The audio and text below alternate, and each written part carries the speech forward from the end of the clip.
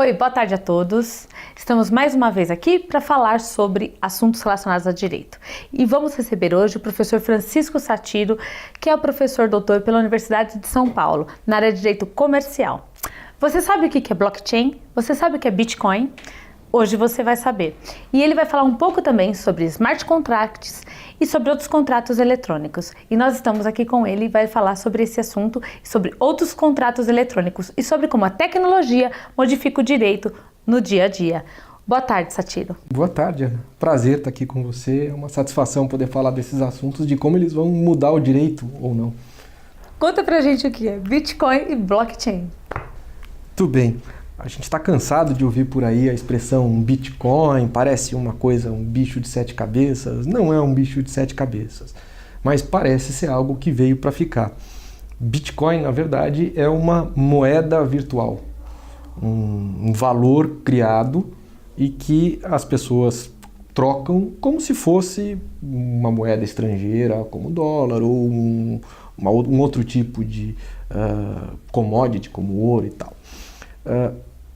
A peculiaridade disso e o que faz isso ser interessante para a gente aqui é o fato de que o Bitcoin, na verdade, ele é resultado de um programa de computador. Então as pessoas atribuem valor ao resultado de um programa de computador. Como é que se define o valor de uma unidade criada por um programa de computador? O mercado define. Então, há até bem pouco tempo, se imaginava que o Bitcoin tinha sido criado por um japonês chamado Satoshi Sakamoto, que depois de um tempo já se desconfiava que ele não existia, e hoje se sabe que não existe. Por trás do Satoshi Sakamoto, que é um personagem que chegou até a dar uma entrevista em revista, um cidadão se fez passar por Satoshi Sakamoto sem existir, mas hoje se sabe que é um australiano que desenvolveu a tecnologia. E o fato é que em vários países, em vários setores, se admite o Bitcoin como moeda para a compra dos mais variados produtos. Então, a gente vê por aí uma série de notícias do uso ilegal do Bitcoin, o que, vamos ser sinceros, efetivamente acontece, mas existe o uso do Bitcoin para coisas mais comuns. Há pouco tempo, uma imobiliária, uma construtora, fez uma propaganda, anunciou nos jornais e revistas que ela venderia apartamentos e ela aceitava a entrada em Bitcoin. Quer dizer, então nós estamos falando de algo que efetivamente tem valor hoje. E o primeiro ponto interessante sobre o Bitcoin é que, apesar de ser uma moeda virtual, apesar de ser sem preocupação com o sentido técnico da palavra, apesar de ser uma unidade que as pessoas reconhecem valor, não tem por trás do Bitcoin nenhum Estado. Não existe um governo que defina o que é Bitcoin, ou mais do que isso, que dê segurança ao Bitcoin. O que dá segurança ao Bitcoin é a confiabilidade do sistema sobre o qual ele está construído. E esse sistema é uma tecnologia que é conhecida por blockchain. É uma cadeia de pequenos blocos de operações. É uma engenhosidade de informática, algo muito engenhoso de fato, e que tem a grande particularidade, a grande vantagem de que é um sistema que controla todo o estoque de moeda criado, o estoque de unidades de Bitcoin, sem a necessidade de uma entidade externa supervisora. O sistema sozinho controla todas as operações relativas ao Bitcoin. E como o Bitcoin é usado até hoje, nunca houve problema, não se tem notícia de algum tipo de problema de falsificação ou de erro de registro, logo se percebeu que a tecnologia blockchain pode ser utilizada para outras finalidades. Então, se pensou no aproveitamento deste tipo de tecnologia para controles de depósitos de dinheiro, controles de depósitos de ações, controles de registro de imóveis, controles de garantias em operações financeiras complexas. Abriu-se um mundo. Tudo isso sem a necessidade inicial de um agente que fiscalize tudo, tome conta de tudo. A confiabilidade é exclusiva no sistema. Imagina, talvez pela primeira vez a gente tenha a possibilidade de ter um sistema, como por exemplo o de conta corrente, como nós temos hoje. Nosso dinheiro não é físico, você deposita no banco, aquilo é um registro escritural. Se você precisar do dinheiro, ele transforma aquele registro escritural em papel moeda. Mas você precisa do banco, porque é o Banco Central, a autoridade financeira que vai dar confiabilidade de que aquele estoque que está lá é o seu estoque. Quando eu transfiro da minha conta para a sua conta, alguém, alguma instituição fiscaliza e verifica que de fato essa transferência aconteceu. A tecnologia de blockchain permite que isso aconteça sem que ninguém fiscalize. A garantia não está numa instituição, a garantia está no sistema. Então talvez o blockchain abra uma nova perspectiva para todos os campos do direito que demandam regulação. E aí nós temos uma autorregulação no sistema sem inferência estatal. É uma hipótese em que os agentes que participam do mercado confiam não num terceiro, que tem uma autoridade para dizer isso está certo, aquilo está certo, isso está errado, aquilo está errado, mas sim no sistema. Quer dizer, eles acreditam tanto na robustez do sistema, na segurança do sistema, que eles confiam que o sistema não vai deixar falhas.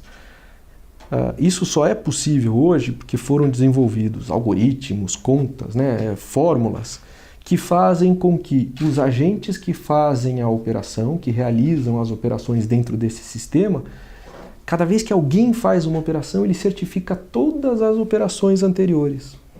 Então, existe uma corrente, uma cadeia de operações, o que faz com que exista uma segurança de que é possível voltar atrás a cada uma das operações, todas as operações, e certificar em algum momento quando que essa operação aconteceu. Eu estava verificando que nesse sistema do blockchain, realmente, primeiro que você não consegue voltar atrás, ou seja, não dá para alguém ir lá e retificar o passado. E segundo que ele é autorretificado, ele já está certificado lá atrás, ou seja, alguém retifica, e também não é imediato, ou seja, você não pode fazer uma transação em cima de outra transação. Você faz uma transação, ela é certificada e você tem que aguardar essa certificação para realizar uma próxima, para que não haja 2 ou 3 transações sequenciais, para que exatamente não tenha fraudes realizadas ao mesmo tempo, né? Por exemplo, você utilizar 2 bitcoins ao mesmo tempo para não usar moeda de forma errada, né? Achei super interessante isso. Você precisa efetivamente aguardar essa certificação antes da utilização do seu Bitcoin novamente. É isso mesmo. Cada operação, na verdade, além de ser realizada, ela vai ser certificada pela outra parte e pelos demais participantes do sistema. Então, cada um dos participantes do sistema atua como um certificador. No caso específico do Bitcoin, existem terceiros que não necessariamente estão movimentando as unidades, os Bitcoins, que são chamados mineradores, que colocam os seus computadores com a sua capacidade de processamento de dados a serviço da certificação do Bitcoin. Então, quando se fala, fulano está minerando para obter bitcoins, na verdade, o que ele está fazendo? Ele está jogando no seu computador a fórmula que é testada e recolocada e reutilizada, e essa fórmula vai certificando as operações de tal forma que depois que ele, entre aspas, prestou o serviço de certificar uma série de operações, ele ganha uma unidade como remuneração. Então a mineração nada mais é do que a remuneração daquele que usa o seu computador a serviço da certificação do sistema. Por isso que é inviável nesse tipo de tecnologia voltar atrás. Então, não se corrige o erro. Pode-se fazer uma nova operação para reverter a operação anterior. Mas cada operação só será realizada se todas as operações anteriores estiverem certificadas. O que significa que, com o passar do tempo, o sistema vai ficando, na verdade, cada vez mais seguro. Estima-se que hoje, para que alguém tente quebrar o código do blockchain, que possa burlar a proteção, né, do sistema de Bitcoin, ele precisaria de computadores poderosíssimos e de um longo período de tempo atuando exclusivamente na tentativa de quebrar o código. Portanto, até agora, a informação que a gente tem, e é isso que anima todo mundo que trabalha nessa área, é que, de fato, ele é seguro.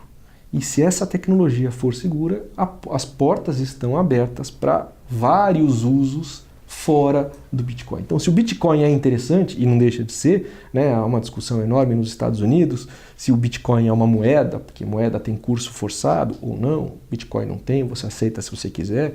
Moeda é criada pelo governo, ele garante isso, ninguém garante nada do Bitcoin, é o próprio mercado que garante. Então, você tem uma série de questões, os americanos entendem que ele não é moeda, que ele é um ativo como uma commodity, né, uma mercadoria, mas isso por questões tributárias, ele tem todo o interesse nisso, porque se eu compro algo com R$5 e depois eu vou vender e essa coisa tem um valor mais alto, eu vou pagar imposto de renda em cima disso. Então, se eu tenho R$5 hoje, ele compra uma coisa e daqui a tanto tempo, por conta da inflação ou deflação, ele compra mais ou compra menos, a moeda tem neutralidade, eu não pago imposto porque a minha moeda se valorizou, né? O meu real se valorizou.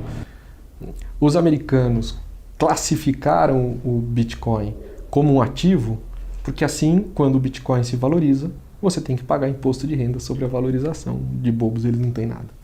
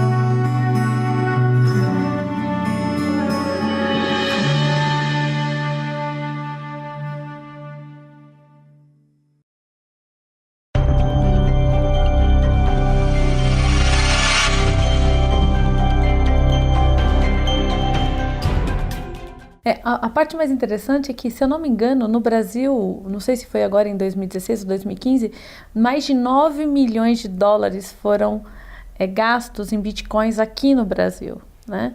É uma quantia significativa. No mundo todo, o valor movimentado através de bitcoins é enorme. Nem toda movimentação tem uma finalidade lícita, né? Porque o Bitcoin ele possibilita o completo anonimato de quem é titular da conta. E é o completo anonimato mesmo, né? Existe não é uma rede. Na verdade, o que a gente conhece por internet é uma camada da internet, né? Debaixo dessa camada a qual a gente tem acesso, existem várias outras camadas. Existe um mundo debaixo da internet. Isso é conhecido por Deep Web, né? É a rede profunda. É como se fosse o canal de esgoto, de água, de luz que fica por baixo da terra, mas com uma quantidade muito maior do que o que a gente tem hoje debaixo das cidades. E é possível você chegar, como a gente faz na internet, quando você lança lá na internet normal um URL, né, um nome, você chega a um determinado endereço e lê aquele conteúdo. É possível você chegar a outros endereços sem passar por essa parte, sempre usando a parte subterrânea da rede. E a parte subterrânea da rede não permite rastreamento. Então você pode sumir num determinado lugar e aparecer em outro lugar. E por conta disso, obviamente, você tem histórias de uso de Bitcoin para compra de droga, para tráfico, etc. Tem um site que ficou famoso, chamado Silk Road, e cujo suposto criador foi preso pelo FBI numa caçada enorme, que acabou até virando um documentário, e ele, em 2015, foi condenado à prisão perpétua. E esse site, Silk Road, era especializado em venda de drogas, tá? Como se fosse um site de mercado, de loja comum para venda de drogas. Claro, então tem um mau uso do Bitcoin, mas hoje é possível ir a cafés, livrarias ou comprar um apartamento usando Bitcoin também. Então tem bons e maus usos para ele. Mas há de convir que tem bons e maus usos para qualquer outra coisa, inclusive moeda. Dinheiro, se você tem, você faz uso que se você quiser dele. A tecnologia você usa para qualquer finalidade, né? É isso mesmo.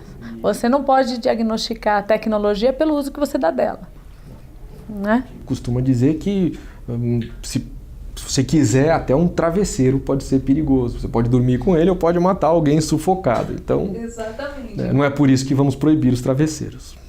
E não tem como proibir. Nós podemos dar uma solução em relação ao que nós temos.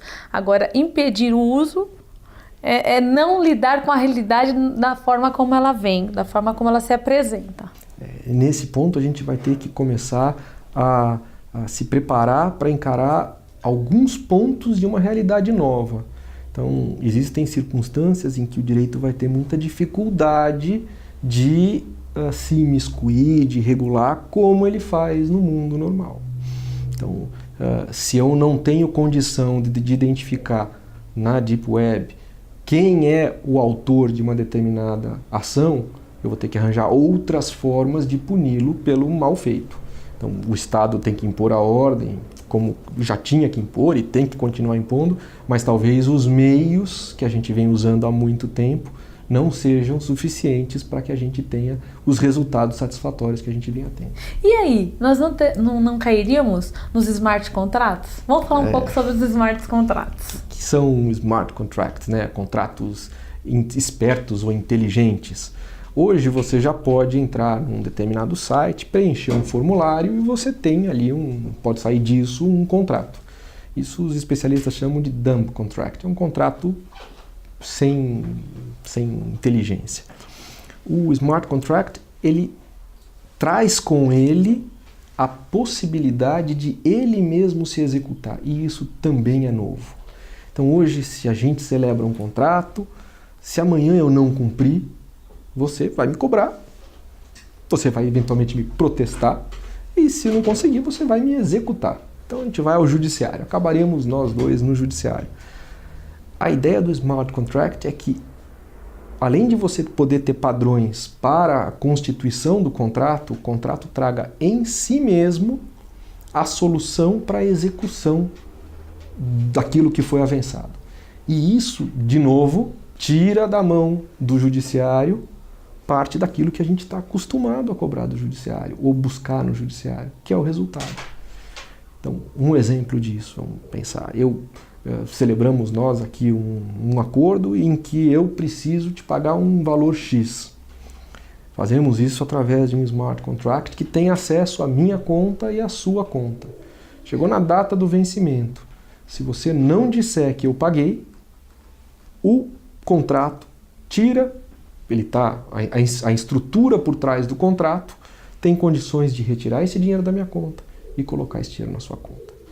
Um outro exemplo comum disso, ou que vem sendo, que é bem muito explorado em doutrina, nessas novas modalidades de aluguel de casa ou de apartamento para curtos espaços de tempo, né, que é um aluguel diretamente do proprietário para o interessado. Nessas circunstâncias, imagine que eu alugo a minha casa para a Ana, eu entrego a chave para ela e ela vai entrar na casa porque a fechadura vai reconhecer a chave que ela recebeu. Enquanto ela pagar o meu aluguel, a chave vai abrir. No momento que não pagar mais, a hora que você for bater lá, a porta não vai abrir. Se você quebrar alguma coisa, você vai receber uma mensagem. Olha, você quebrou a TV, você quebrou o aparelho de som, você quebrou, sei lá, a geladeira. Vai custar tanto. Deposite esse valor em tanto tempo. Se você não depositar esse valor, na hora que você for colocar a sua chave, a porta não vai abrir. E nós não vamos precisar de judiciário para isso. Porque isso é uma medida um comando eletrônico que sai de um sistema para outro sistema. Então, isso vale para coisas pequenas, mas isso pode valer para grandes negócios financeiros, derivativos, swaps. Isso é um mundo. E o judiciário passaria a ter um papel diferente do que ele tem hoje. Se hoje ele garante o cumprimento do contrato, lá na frente, talvez, a gente precise do judiciário só para evitar o cumprimento do contrato em situações extremas que, por um acaso, aconteçam. Nós vamos, de fato, ter o judiciário para exceção e não para regra. Bom, Satiro, eu agradeço muito a sua presença aqui. É sempre muito interessante ter alguém para falar sobre assuntos relacionados à tecnologia. Gostaríamos que você voltasse em outra oportunidade para falar sobre outros temas também relacionados à informática, a smart contracts. Com certeza você voltará aqui conosco. Uma boa tarde. Obrigada por estar aqui na Luxus TV. Eu aqui agradeço, e a prova que a tecnologia está aí é que estamos aqui falando para a rede. Foi um enorme prazer estar aqui hoje.